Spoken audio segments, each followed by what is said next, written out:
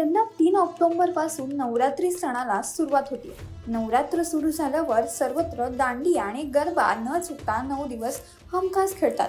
प्रत्येकामध्ये या सणाची एक वेगळीच क्रेज पाहायला मिळते. पण नवरात्रीच्या दिवसातच का बरं गरबा आणि दांडिया खेळला जातो, वर्षाच्या इतर दिवसात का नाही, याचा कधी विचार केलात का? त्यामुळे जाणून घेऊयात या प्रश्नाचं उत्तर. आत्ताच्या काळात नवरात्रीच्या सणाला जरी स्पर्धेचं आणि फॅशनचं रूप आलं आहे, असं असलं तरी देवीच्या या उत्सवात गरबा किंवा दांडिया हा खेळला जातोच. यामागं खरं तर धार्मिक कारण सुद्धा आहे. अंबे मातेनं महिषासुराचा वध केला होता अशी आख्यायिका आहे. त्यामुळेच महिषासुराच्या अत्याचारापासून मुक्ती मिळाल्यावर लोकांनी नृत्य केलं आणि या नृत्याला गरबा किंवा दांडिया असं नाव पडलं. त्यामुळेच नवरात्रीत देवीची स्थापना केल्यावर भाविक मोठ्या श्रद्धेनं गरबा किंवा दांडिया खेळतात.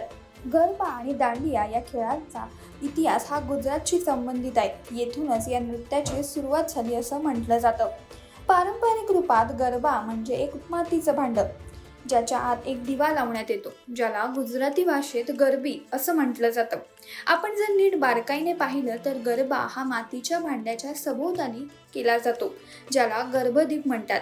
गर्भदीप हे खरं तर स्त्रीच्या सर्जन शक्तीशी संबंधित उत्सव आहे. याच गरब्याच्या माध्यमातून शक्तीची सुद्धा पूजा होते. गरबा गोलाकार खेळतात. यामागचं कारण म्हणजे गोलाकारात सादर केलेला गरबा जीवनाच्या वर्तुळाचं प्रतीक असतं. यामध्ये महिला, पुरुष आणि लहान मुलांचा समावेश असतो. गरबा खेळताना 3 टाळ्या सुद्धा वाजवल्या जातात. 3 टाळ्या या त्रिदेवाला समर्पित करण्यात येतात. तर दांडिया खेळामध्ये महिला आणि पुरुष दोघेही रंगीबेरंगी दांड्यांचा वापर करतात. कृष्णाने राधा आणि गोपींसह रास क्रीडा केली होती. याच रास क्रीडेची आठवण म्हणून महिला आणि पुरुष दांडिया खेळतात असं मानलं जातं. तर मग तुमची नवरात्रीची तयारी कुठपर्यंत आली आहे हे कमेंट करून कळवायला विसरू नका.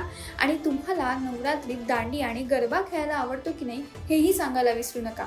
आणि अशाच नवनवीन आणि माहितीपूर्ण व्हिडिओसाठी माय महानगर मानिनीला जरूर सबस्क्राईब करा.